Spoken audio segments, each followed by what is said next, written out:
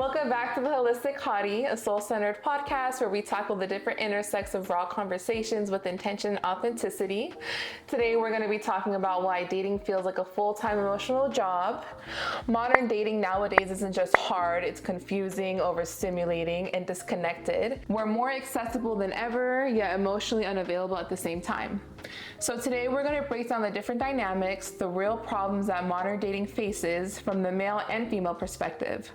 Today I have with me previous guests from our last episode where we spoke about attachment styles. We have Steph, who is in school currently studying clinical psychology with an emphasis in marriage and family therapy.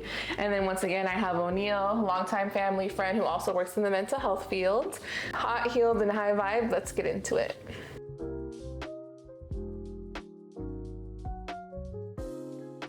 Today's modern dating faces too many options but not enough intention.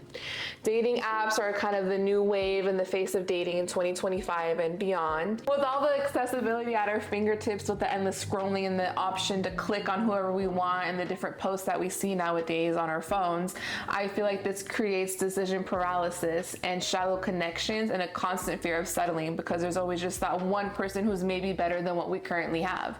And this also creates a sense of when everyone is an option, no one is a priority. And I feel like nowadays that's where the problem of I understand dating around, getting a different feel for who kind of fits your groove and who's going to really match with you really well. But also you can't have too many eggs in one basket because then you don't have enough attention to give one person because you're dividing it amongst so many different people. And secure love requires intention, not endless choices that we could just swipe at the tip of our fingertips. Do you think that modern dating benefits men or women more, and in what ways?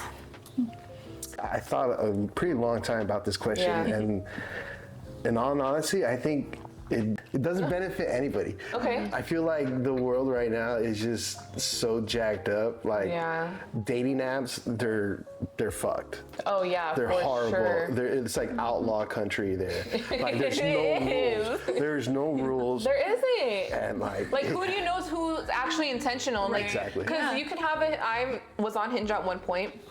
Your Hinge profile, you can literally honestly be whoever you want. Mm-hmm. You can say certain things, map yourself out to a certain perspective, create a certain identity. But like you said, there's no rules to it. And who's actually intentional with what they want and who's actually going to be forthward and forthright with actually what they want and, dating. And is it just a fling? Is it going to be serious? And like you said, are they even real? The person I'm talking to? For real. Exactly. Yeah, it's strange. Because a lot of the connection, I think nowadays too, comparing it to dating back in the day, I had a therapist once tell me that dating is so different nowadays because back in the day, when you wanted to date someone, you had to be so intentional. The only way you would actually see them is if you picked up the phone, had that person-to-person phone call where you're actually communicating and not just through a screen. And then even then, you wouldn't even see them until your next date. You're not going to be able to hop on Instagram, see what they're up to, follow their Twitter, see what they've been liking and reposting and all that type of stuff. So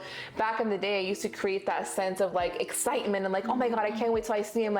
4 more days to our next date. I wonder what he's up to. And then it also creates that excitement of actually being so what have you been up to? Because you're not talking to them day to day through a screen. What did you do today? I ate breakfast, I went to work. You see them 4 days later because back in the day you didn't have that accessibility. It's oh, this is what I did at work. I actually had a crazy day on Tuesday. I'd love to talk about it. And it kind of gets all of that, what's the word I'm looking for? It builds all that intensity leading up to actually dating and that excitement and not just having the accessibility right there at our fingertips. I feel the feelings have disappeared, Yeah. It's a lot of robotics. It is. It's just not human. There's no emotions in it. Right. It's just listening to a bad song. It's I want a song to make me feel emotions. I want to feel human. I do agree that it doesn't necessarily benefit either men or women. Yeah. But I think it's also kind of but I would say having to pick one, I would say that it does benefit men more, just kind of going based off of what either side's intentions and motives are. So it's all of the reasons listed, right, would in theory not benefit either men or women. Right. But if that's what you want, which is can go either way, right? Right. Yeah, that's then I would say it probably benefits men more, just in that having all those options. Right, Like, yeah. all right, it's okay. I don't need to like settle down, or I don't need to do XYZ. Like, I don't need to put in any of this like effort and all of these things that, as mentioned, like you would have to do in the past, right? When it wasn't as like, everything wasn't as like easy and accessible, and just you know, with communicating like over the phone and all of that, it takes away the need for that, like for men, for like when it comes to planning and initiating. There's people out there like, I can just, you know, I don't have to do all of this because I can still get like what I'm looking for in other ways. Right. I actually agree with her on that. I have plenty of friends that take advantage of these situations, you know. I'm not gonna say names, but yeah, they do exactly that. Name you drop. know? Yeah, you know, and it's hard to see, you know, because I'm not like, I try to be the person that you're supposed, like my dad showed me to be, Right. you know, like have intention for women, let it just be for that woman. Right. Don't talk to multiple women. Yeah.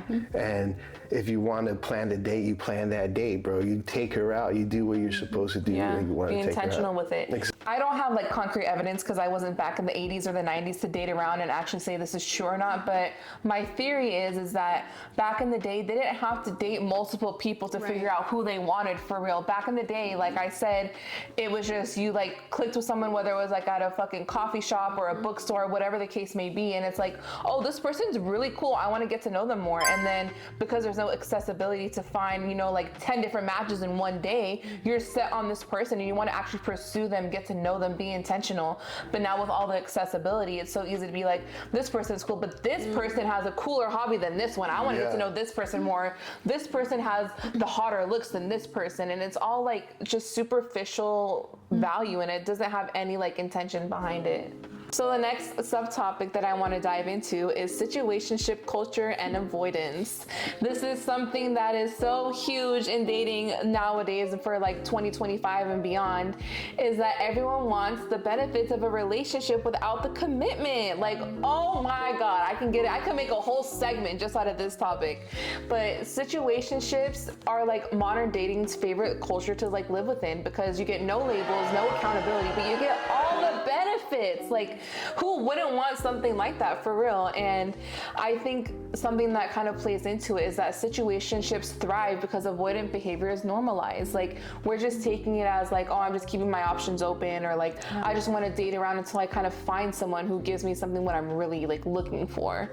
And people really want the intimacy without the commitment. Anybody can send a text, man. Yes, anyone. And like, especially nowadays with like AI and ChatGPT, if I need something to like swoon over, if I was a dude or, you know, was trying to swoon over a girl, I could just go into ChatGPT and format me a text, you know, and like, who knows if that shit's even coming from their brain. I feel like nowadays people don't even really think for themselves also, which kind of ties into the problems that we have with modern dating. What do you think is the biggest problem with modern dating today, from a male perspective with male issues and then a female perspective with female issues? Actually, like meeting somebody, right? Because we talked about like, okay, modern dating essentially is the dating apps, and so it's like hard if you're somebody who doesn't necessarily go out a lot and you don't go to places where you're just gonna meet somebody.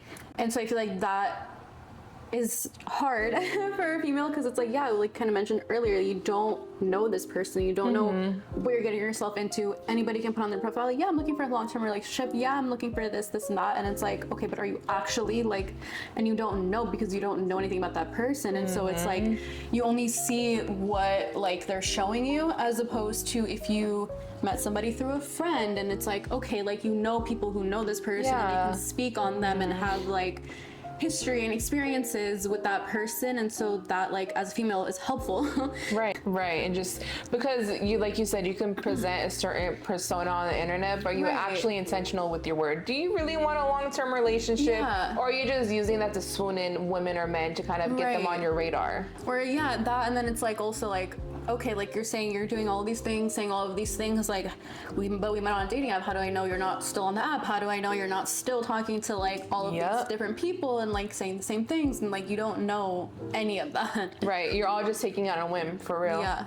For me, it will probably be trying to convince the partner that I'm actually trying to do the things I'm trying to do. This is a perfect male and female dynamic, right here in the flesh. That for me, that's the hardest part, because sadly, a lot of females have gone through horrible experiences, you know, and it's not their fault. It's just their experiences. They build a wall, and trying to jump that wall is very difficult. Hell yeah.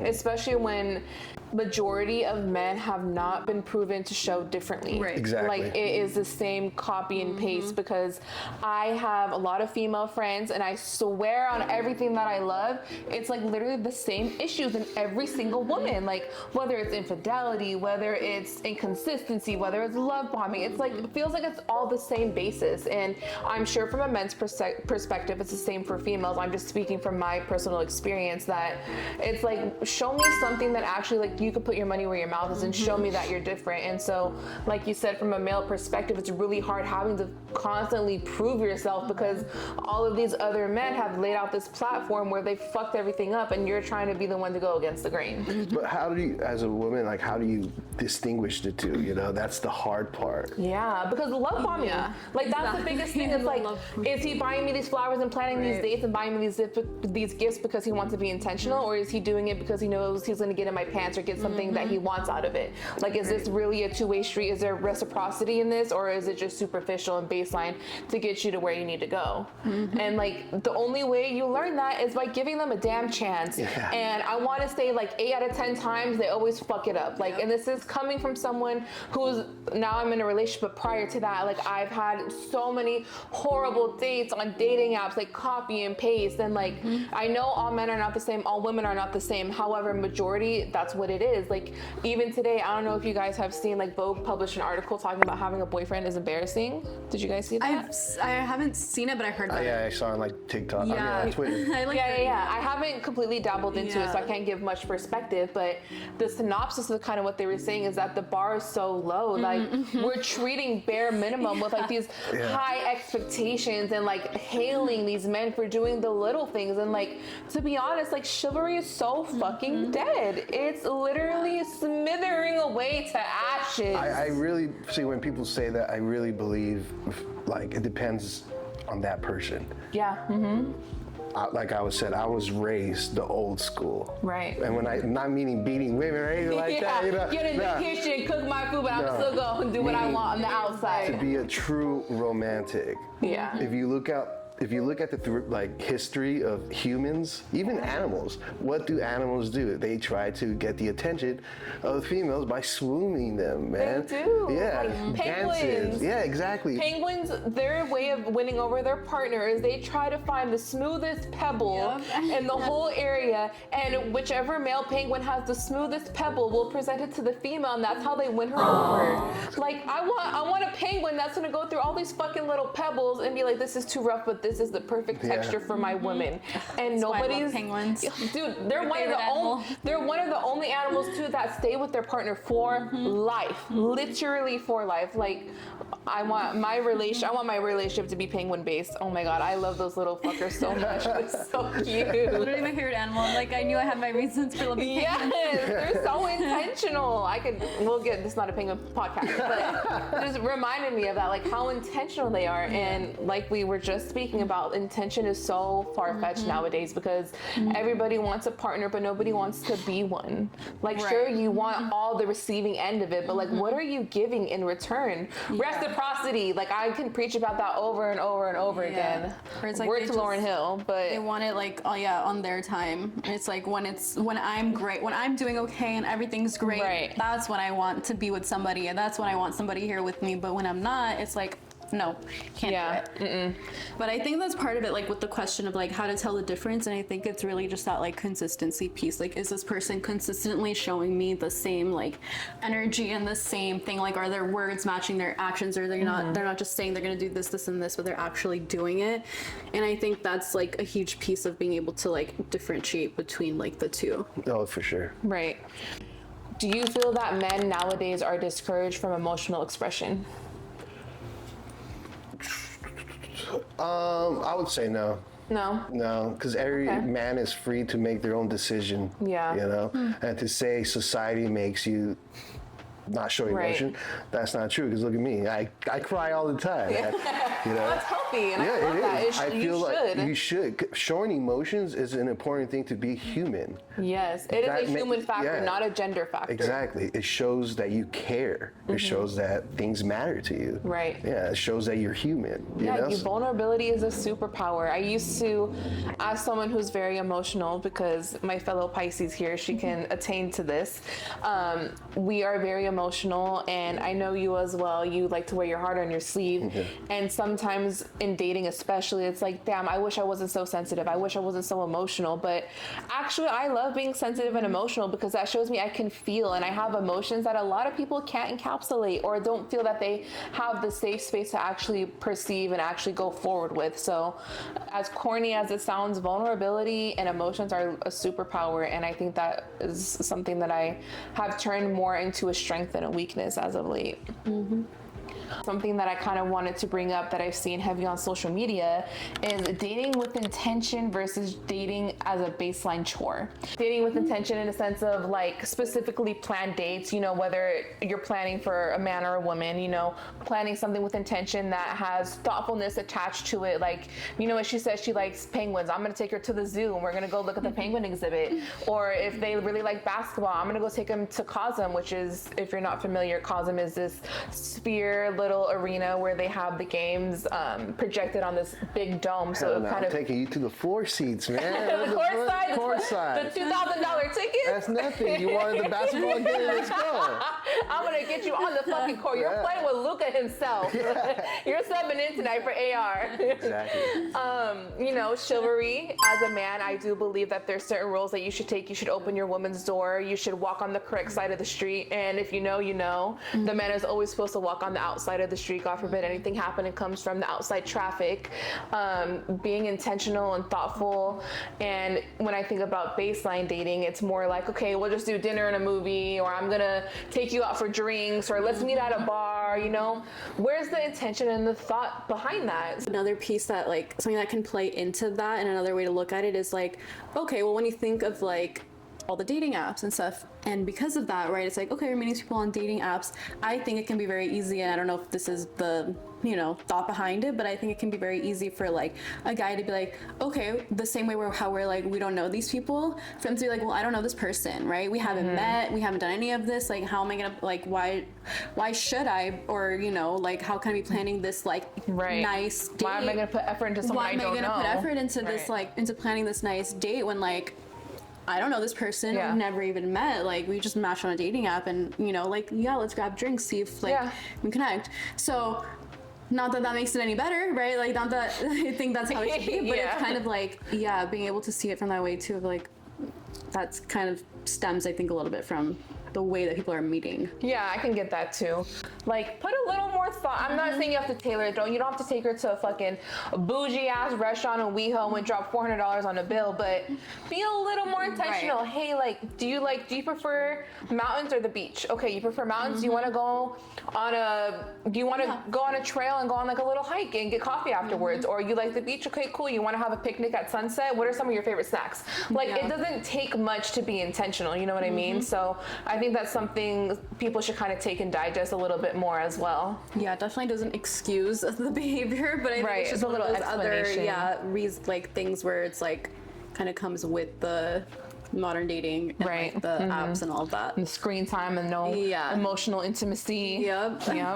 So a question that I kind of wanted to piggyback off of is, do you believe that social media has changed what we expect from relationships, and in what ways? I feel like social media is just cancer to relationships. I think it fucked everything up. Honestly, it's fucked everything up in so many ways. Yeah, because a lot of people, your relationship, look at their relationship. Comparison has fucked everything up. That's the problem nowadays. Like, if he wanted to, he would. Like, that's not always the case. Emotionally and intimately, yes, but if we're talking like, if he wanted to, he would, in a sense, like, you know, spend this much money on me, take me on these lavish dates. Like, that's not always the case for real.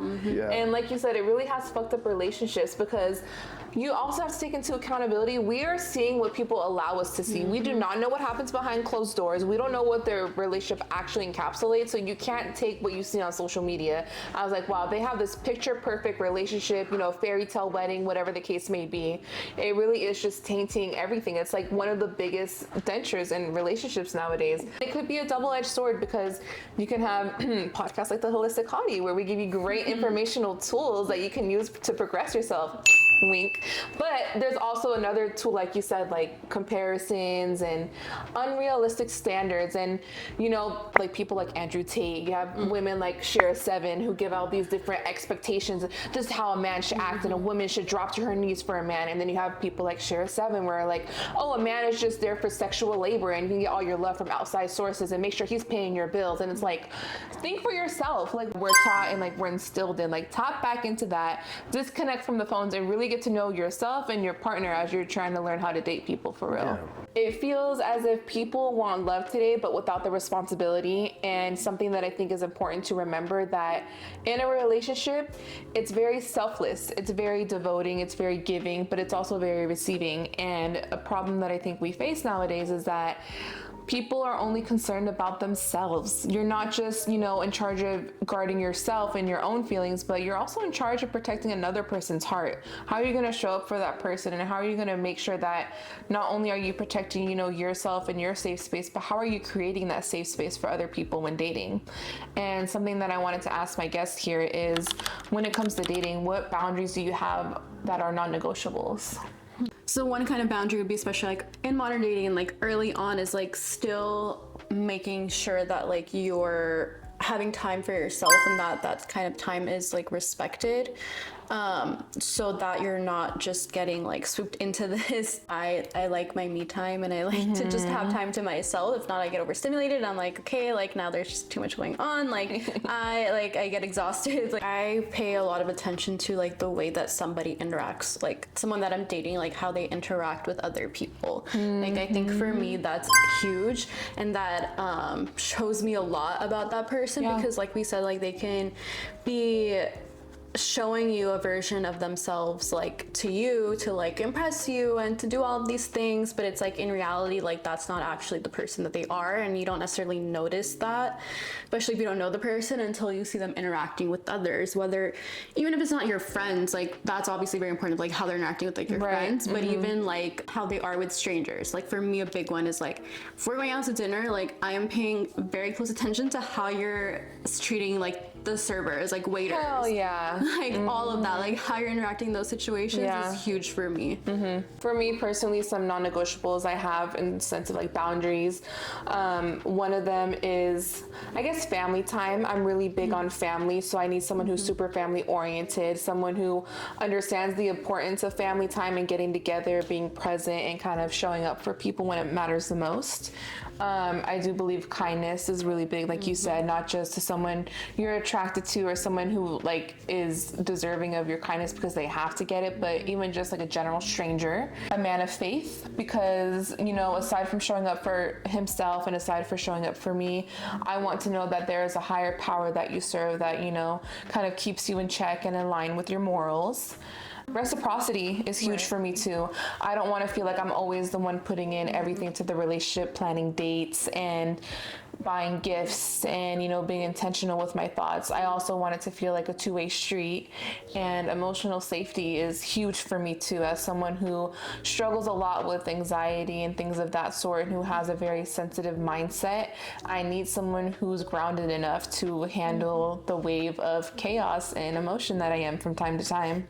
Another subtopic that I wanted to get into today was avoidance and the fear of commitment. Dun, da, da, da.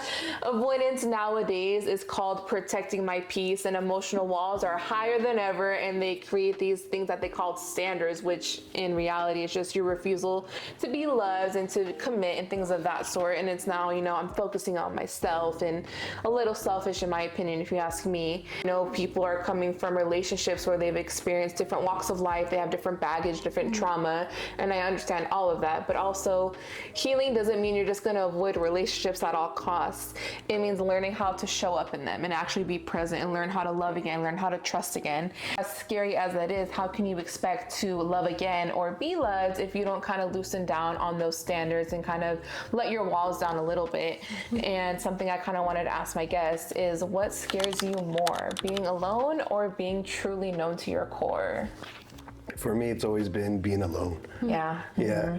Ever since I was little, I always said, I want to be married. Yeah. I want to be a dad. That's what people would be like, what was your dream job? Being a dad? Yeah, those are great core values that like people, I think in men, we don't see a lot nowadays for real. Like, let's get back to the basis of like when men really wanted to show up and be a partner and be a husband and be a father and like provide and support and actually be the man of the house that we saw like back in the old days and stuff like that, for sure. So I like, for me, seeing my grandpa be the worst father figure ever, I wanted to be the opposite of that. Yeah. I wanted to be the best, you know? So for me, being alone, it could be like the worst thing. And that's a good thing too, to bring up, you know, we talk about role models and people who lay out stuff of like, this is how you should be, this is how you're supposed to act and stuff like that. But also, I believe that there are certain people put in our lives to show us what not to be. And, you know, it's all about perspective and how you take things. And I think that's a great point that you brought up, you know, seeing your grandpa not be the best father figure, you've taken that as fuel to be like, this is exactly what I'm not going to become, and I'm going to be such a better version, because that's not what like baby O'Neal deserved growing up, you know? I didn't have a father. You know, growing up, my dad was in jail, so I didn't have a father. So I always wondered, like, what does it feel to have a real dad?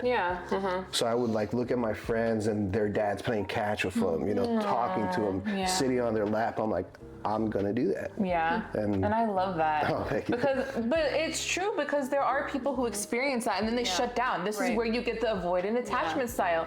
You have those people that are like, well, this is what I was taught, and like they're just so shelled off. And this is where the fear of not even just commitment, but the fear of stepping into your true self. That's why I brought up like, what is more scary for you, actually being known or being alone? Because to be known is to be vulnerable. If you're gonna end up being alone, that's because you're not willing to work on the things that make you scared in the first place. And that's a beautiful thing to see, because I see a lot of days like men have these issues that they're just never going to fix, and then they stay like the player, or they just want to be the bachelor for the rest of their life, or they just want to, you know, go through these endless amounts of women because, you know, that's how they were raised, that's how their father was. And it's like, no, heal, be better. Why would you want to be that person? Why don't you want to always become the better version of yourself? So that's something we do not see a lot nowadays in men. So I praise you and I applaud you for that. And I love that you wear your heart on your sleeve and that you're a lover boy, because it's very rare to come about. I was raised by my mom. She showed me the right, man. And that's a good point too. You can tell when a man was raised by a woman, because he got that touch that the rest of them just don't have. Like, when you have a man that was raised by a loving woman who was like present and showed them what it was to respect a woman, they're intentional, they're thoughtful, they're providers, they show up when they need to, they sacrifice, they lay down their lives for their women, because that's how they were raised. And I have one of my aunts, I love her to death, her name's Vanessa. She is a single mom who raised 4 boys all on her own. And just the other day she called me and she was like, hey, Nick is gonna do like a girlfriend proposal to this girl he's been dating for a little bit, and we want to know what's the best beach he could take her to. So she was asking me, like, she would do Malibu, she would do Newport, and she ended up actually showing me a photo of the proposal he like planned out. He got this really cute, nice blanket. He put little tea lights around the blanket. He got those, you know, those big bouquets of flowers. It's like a fucking like 3 dozen roses, and then he had the little thing like planted out that says, will you be my girlfriend? And I'm like, that's so beautiful. That's the touch of a woman. Like, you want a real lover boy, watch and pay attention to how they treat their mother, because when they're raised by a woman, man, that love that encapsulates them is just ever growing. It's a beautiful thing to see. So how do you fear more being alone, or do you fear being truly known? Not necessarily like being alone, but just like being lonely. And like, it's one thing to be alone, but it's another thing, I think, to be lonely and to really just like not have any of that, not being able to have that connection with anybody. And so I think for me, like, I rather just be able to be vulnerable and be open and like let that guard down. And it's scary, but I think if you find somebody that is like accepting of it, then that's a lot better. And obviously like that kind of like outweighs anything else. I agree. I can kind of see both sides of the coin. I do think being alone is scary, and I agree with Steph. There's a difference between being alone and being lonely. 100%. And also being truly known is scary, but I don't fear it because, like Steph said, there are people who are going to be willing to see who you are for your core values and who you are down to the nitty gritty and all that type of stuff. But it's like, who's actually willing to stay when they actually discover who you are for real? And there's this song by SZA, and there's this lyric that I always resonate with, and she says something along the lines of like, I hope like you'll never find out who I really am, because then you won't love me for real.